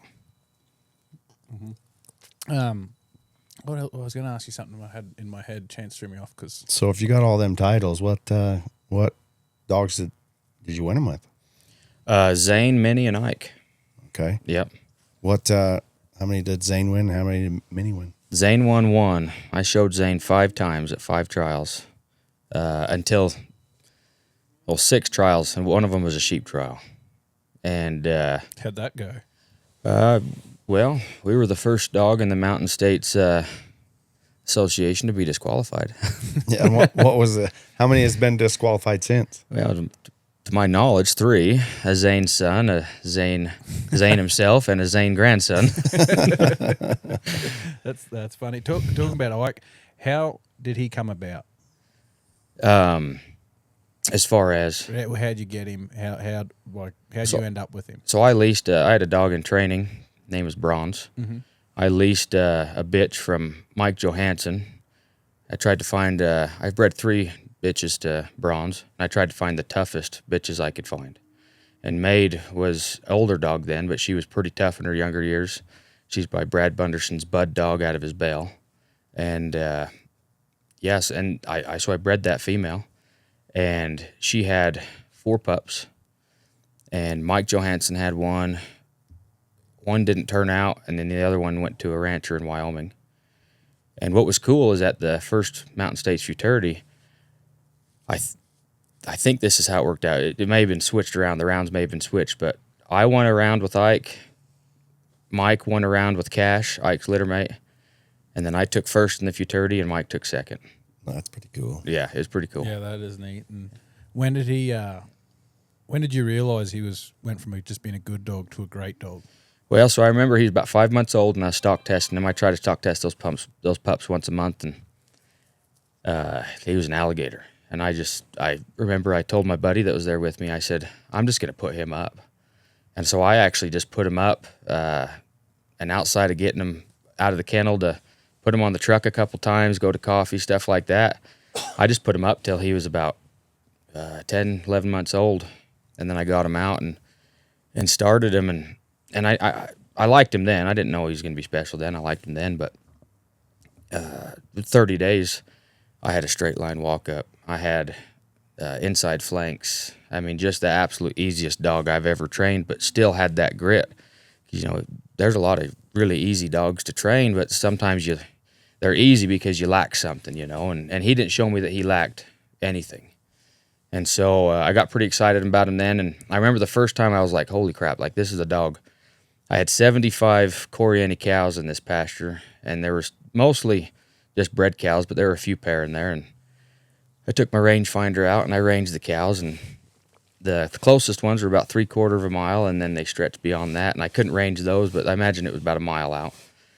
And I just sent Ike, and I got a video of it actually, and I sent Ike, and he went around them, and they, you know how Corianis are, they like to run, like to trot, and Yep. man, they were going, I mean, scattering, and he got around them, grouped them up, and single filed them right by me. That's awesome. You can't teach that. No, and I was like, that's a dog. Yep. Yeah. Yep. An incredible dog. At one point, you decided you wanted to sell him. Yeah. Was it 2 years ago you had that? It was 2 years ago, yeah. You put him in an auction, Yep. and that did some pretty crazy things. You want to tell us that story? Yeah, so as Travis said, you know, I've sold some semen down to Australia, and I had normally before, like the first couple of years that I was selling semen to Australia, I would just take orders, and then I would just send a batch down. Mm-hmm. Well, it got to where I wanted to have some semen on hand there. And so I'd went and collected Ike every week and gotten a bunch batched up, and I sent a whole bunch of semen down there, and I sold a pile of it. And then I had a bunch ordered, and then I had a bunch of semen that it was ordered here, and breeding's committed. And so I was like, shit, like I've got a lot of money coming in on this dog. And the dogs are a business to me. Yeah. And so I said, I'm not starving, and if he sells, he sells. If not, so I reserved him at $70,000, and he ended up going for. Do you guys remember? Was it 60? Let's say 67. 67. I was gonna say 63 or 67,000. Yeah, it was crazy. Yeah, and to be honest, I think there was some funky stuff that went on there. Oh, really? Well, I tried to get the info of the last bidder from the guy putting on the sale, because I was like, $3,000 difference. There was a lot of excitement around it. I was pretty excited. I'm like, shoot, I'll sell them, for that, and I'll take 3 off, and I could never get that info. And so I think there might have been some funky stuff. Yeah, I just remember how high he went, and it was like it was around when we were just sitting at a trial. I think he was selling them. It was cool to watch. We were all watching. So I can't remember what trial it was. My wife worked in the hospital in the Uinta Basin, and she had 4 women standing around watching that. Oh, did she? Oh yeah, anybody that knew anything about it watched that sale. It was record breaking and unique in its own. It was pretty crazy. It was fun to watch for us, because we had just put him in it, and I think the first day he got to like 25 or something. The second day he jumped to 50, and then I believe it was a 3-day sale. And I remember we had kind of a little watch party going on, and because it was pretty exciting. I'd never seen anything like it, and and it was kind of exciting time. It definitely was. It was crazy. Yeah. Yeah, and that's when people do say 7J Ike, they think you, and when they say your name, they think Ike. Yeah, it's kind of synonymous with each other. Yeah, it is. That's who it's like hand in hand, really. So that's cool to have something like that special. That's for sure. Well, and I wish I'd have done him more justice, because I don't raise a lot of pups. I told myself from the beginning I'm not going to be a puppy mill. I'm not just going to have a plethora of bitches, because I use my dogs, and I want to use my bitches as well. And so I should have put the time in and proven more bitches for him, or bought some proven bitches for him. And then I didn't trial from 2020 to, I went in 21, and then I didn't trial from 21 to 20. Probably 24. 24 was last year. So 24. I think Logan trial was the only thing I seen you hit in 23. Yeah, that's right. Logan was it. But I didn't hit it hard at all, and I kind of did him a disservice by doing it. Because when we did come back, he was aged. He'd been used and abused.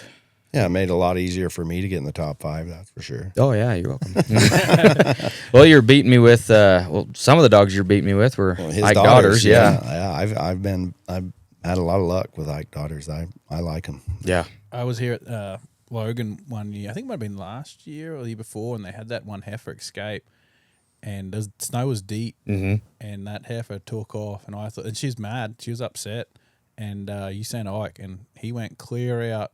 I don't know how far that was, but it was a long ways. And bring that heifer back, and then when she come back in, they had to rope her, and she's banging off people's cars, and she was a hot bugger. It was hilarious. Yeah, I think it was impressive, that dog, what he could bite one single mad cow, not knowing where it was, to bring back like that. That's a special dog. Well, and so a couple people had sent their dogs, and they were pretty young dogs, and they're circling her, and they're biting and trying to bite the shit out of her, and I kind of felt bad for that old bugger, because the snow was deep. Yeah, well, it is deep snow, yeah. And those young dogs would kind of cause a little bit of a wreck here, and then so he'd have to go clean it up, and yeah, that was a pretty fun time. That was 2 years ago in 23. Yeah, there was a lot of snow around, and it was crazy. It was probably the craziest thing I've ever seen at a dog trial. That's for sure. I remember just being mind blown when you did do that auction deal. I think you posted a sheet that was like, I make this much per puppies. He he breeds this many females, this many months, and you pretty much proved that you could make freaking $70,000 or $80,000 a year off of that dog because of his popularity. And I was like, holy cow, there's another world into these dogs right here. Yeah. So if you put the work in, and your dog does too. So, I mean, like I said, I run this as a business, and I run a tight ship. Yeah. And if you take from, because he died in June, if you take from June 23 to June 24, he made me $107,000. That's crazy. Amazing, Yeah, isn't it? and he did that for a couple of years. I've told people, dogs were always a stepping stone for me. I come from nothing, and dogs were a stepping stone to buy a ranch, to buy cows, to do what I wanted to do, and they enabled me to do it. And it was really rode on Ike's back. Yeah, Ike and Zane. Zane made me a lot of money too. But yeah, Ike was definitely the cornerstone. How's that old Zane doing? Is he still kicking around? Oh, fat and lazy. Didn't he come up with a hip problem or something? I dislocated his hip 3 times, and so now he just I use him for little stuff around the house, but nothing much. He just breeds females, gets collected, and eats. That's it. Yeah. Nice. That's not you weren't like going over there breaking his hip. He was in work mode. He was in work mode. Yeah. I better Yeah. We were disclaimer clear that here. up. Yeah, clear that up. But no, so he's a big dog. So we have to weigh him every time we collect him, and they put him on this scale, and he's been sitting right around 90, 91 pounds right now, but he's fat, and fighting shape, he's about a 75, 77-pound collie. That was a big dog. He's for a a big collie, especially. Yeah. That's really big. I remember I won a DNA test. So he won the nursery at the Mountain States, and they used to give away a DNA test to everyone that won a finals, a class. And I was like, and I got him from my good friend, and I know my friend isn't up to anything funky, but I remember I sending those in. I'm like, gosh, don't come back with some pit bull in him or some bulldog or something, Big old Labrador. Yeah. He is a husky son of a gun, but I guess he come back good and clean then. Pure border collie. Pure border collie, yep. So, that's awesome. Which one was the better dog in your eyes? Oh, gosh. In different ways, they were good in different ways. Ike, hands down, as far as an all-round versatile dog. Ike was tough. He'd bite square. He'd bite clean. Where Zane has Ike beat is Ike could get some, punched by a cow handful of times, but then, he's going to get smart. And he's not going to, if they turn tail at my place, they just don't stay. Yep. If they give ground at my place, they don't stay, but he might step to the side, or Zane, it didn't matter. He could get run over 30 times by the same cow, and he's just standing square, and it didn't matter. So as far as dumb toughness, I would say Zane had him beat, hands down. Zane was a hammer, and when Zane was younger, part of the reason I was able to get him broke is I was catching a lot of wild cattle, and that taught him to be broke. Really? Yeah. Just get that able to get in his head and start doing stuff correctly. Yeah. Learning that, okay, I can bite, I can do this stuff, but I better save myself. I better not bite too much because I might have 12 hours behind me. Right. Yeah. We got a long day ahead of us. That's right. And that is crazy. Both great dogs, but just do different traits. Mm-hmm. And that it's just because you got the strongest, toughest dog, because Zane is strong and tough. Ike was still a great dog, but you worked him till he was 8. Zane. Yeah. So there is things there that are just. Oh, there's a trade-off for sure. Yeah, very much. Like you got to give up something for something. So that's cool. So and I remember my wife asked me when we first got together, she said, if you could have another Zane or another Ike, what would you have? What would you choose? And I said, I'll take 10 Ikes any day because I can do anything in the world with that dog. I can go work a band of sheep. I can go work a single. I hate sheep. I'm not good at working sheep, but I could do it, I'm not a good sheep dog. I heard you love it. I love sheep, but I don't like working sheep. We'll put it that way. And but I can do anything with that dog, and but with Zane, he was a hammer, is what he was. Yep. Yeah, there was no fine. You couldn't thread a needle with Zane, but you could do it with Ike. And I so remember going to my first clinic ever was one you put on, and you had Zane and Ike there. And I remember Zane literally growling at people as they walked by. And it was like, boy, that's a lot of dog right there. You know what I mean? Yeah, and that's actually how he came to be mine. Is he was sold to one person before me, but he did not. Zane did not like kids at all, and the environment he was in before, there was kids around. And when I got Zane, I didn't have kids, but I've always been a little leery of him. But he hasn't showed any aggression in quite a few years. I think he's getting a little soft with his old age. Yeah. Yeah, that's fair. Because you got Mac now, so you've got to be careful of that. But do you think there's some correlation there with you having him without kids, and then you bringing that kid in, like Mac, into his life, and did you help him at all with that, or did he just kind of grow into that? Well, I think there's a couple things. I think it could be that. I think it could have been environmental before, but I'm a big believer in structure breeds their mind, and so you've got to have when you have just absolute structure, which is Zane's a dog that you have to just control every move that he makes, whether you're on stock or off stock, because he's so much dog. And so when you get a dog that's broke, that's in tune with you like that, I think it changes their mentality a little bit. Well, that's what I was kind of thinking is, how old did you say he is now? He's 9. Yeah. So now you're going on at least 6 years or 7 years of obedience and him listening to every cue. And just like when you said you got him broke by biting all them wild cattle, he got a lot of his aggression, a lot of that stuff worked out. His dominant personality, everything. Crime, and he's been through wars. He's had a broken hip, all this stuff. Right. I mean, you got a different dog nowadays when they start to calm down and get lazy and stuff like that irritated them when they were young. They just don't care about it anymore. But yeah, and he was. I mean, he's a tough burger. The first time I dislocated his hip, we were up 9 Mile Canyon. I was helping Mike Johansson gather his cows, and cow just got him down and dislocated his hip, and we're quite a ways from the truck. And I said, sorry, buddy, you're gonna have to walk yourself out of here. And I had him and Ike that day, and I packed him a little ways. I threw him in the saddle, and then Ike broke his foot, and I couldn't pack 2 dogs. And I'm like, well, Zane, you can walk with a dislocated hip, but it was a front foot on Ike. And so I started packing Ike, and then my horse started getting hot because it was a pretty hot day. And so I'm like, well, sorry, boys, I'm not getting a foot here. So they both had to walk out of there a couple miles. And it might have been a little hard to keep both dogs on the saddle while you were on the ground too. Yeah, and that was the case. I was on a colt that day. Yeah. Or put both dogs on the saddle with you and find the ground a little more quickly than you'd rather. That's right, yeah. Not ideal. Because neither one of them liked it because I've had to do it a couple times with them, and neither one liked it. Their claws were hanging out. Yeah, their horses have to be pretty broke for that. Oh, yeah. Yeah.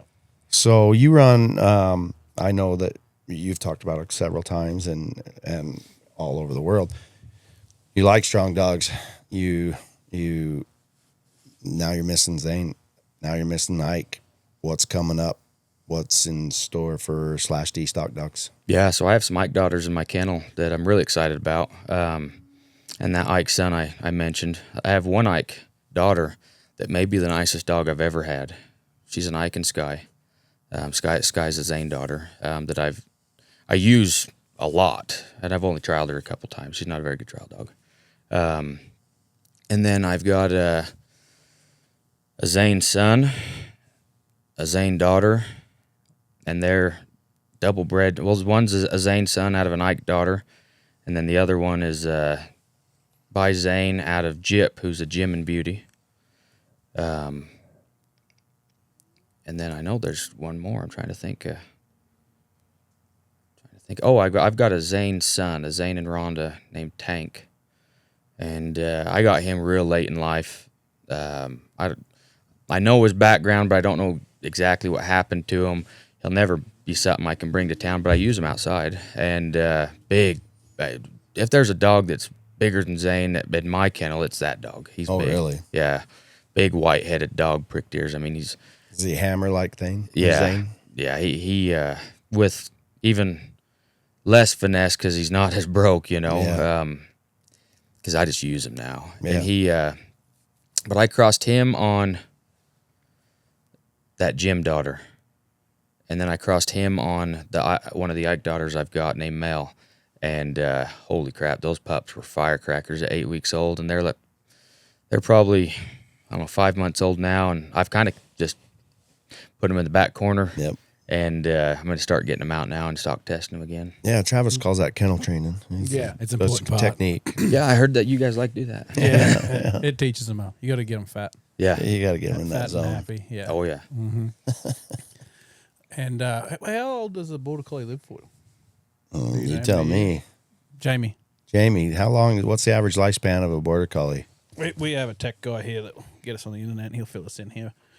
What's the longest? How old an old dog for /T stock dogs have around? 6 is when, yeah, and not so much because of death, but by then they're so used and abused, and every dog peaks, and I generally give them away, sell them, whatever, depending on the dog when they peak. Yeah. And it's about 6 for me.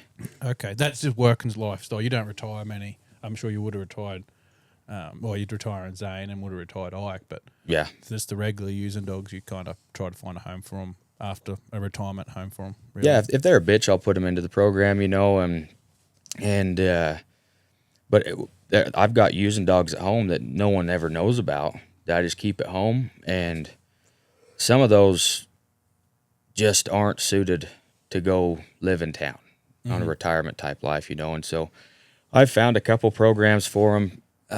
This one program had some veterans, you know, it was a veteran program that people had some issues, and this was long ago, but I was donating some dogs to them that were broke they could work with and kind of learn, so they started doing a CNI dog deal. So Oh, cool. yeah, but I haven't donated that in years. Yeah, the bitches usually enter my program. The males, you know, I'll find a home for, whether it's selling them to a small operation, or if I know someone needs a dog and they're good to me, I'll be good to them and give them a dog type deal. Yep. Well, and you get them inexperienced handlers. There's nothing better you can do. It's stick an old dog in their lap. Oh yeah, All of a sudden they're like, whoa, they got dogs that do this? yeah, And then they get addicted, and then the next thing you know, they want a faster, more going dog. You Oh, know? yeah. But it's really good to.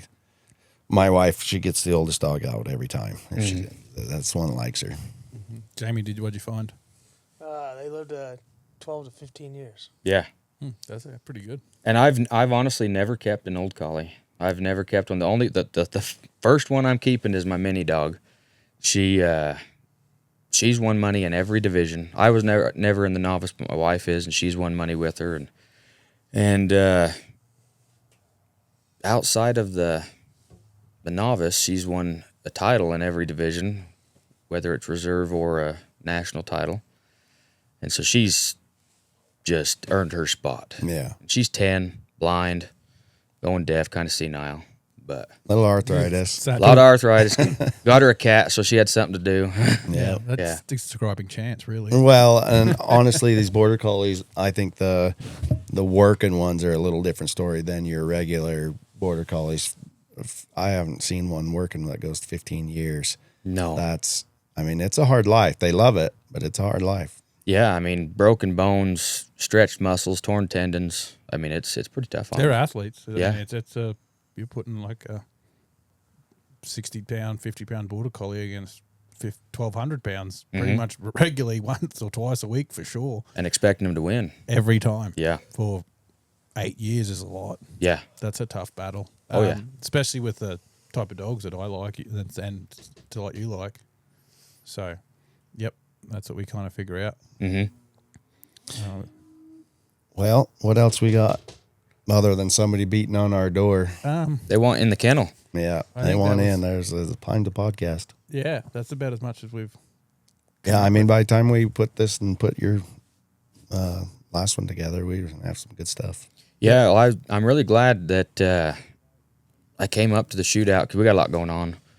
Because I was able to see a video of a dog that Travis had that he said he was going to sell me pretty cheap, and Yeah. yeah. I think her name's River. She's Yeah. damn sure worth more than 1,000 now because I know I can win that from you. Yeah.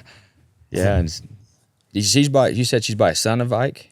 She's from Ike. Oh, she's by Ike, yeah. Mm-hmm. She's out of a granddaughter of Ike, bred back to Ike. Gotcha. So Yeah. meaner than a rattlesnake. Jamie, what just happened?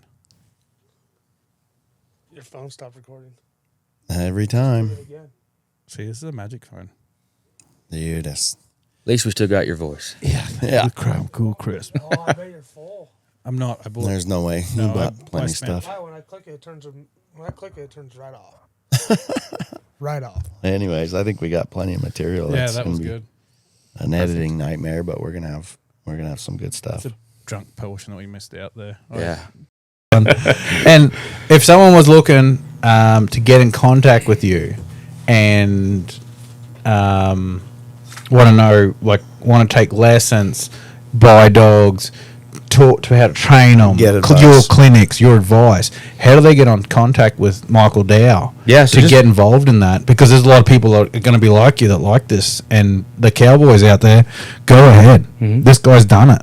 And then just how do you get a hold of you to get a part of being paying for lessons, do whatever? Yeah, just call me. I always answer.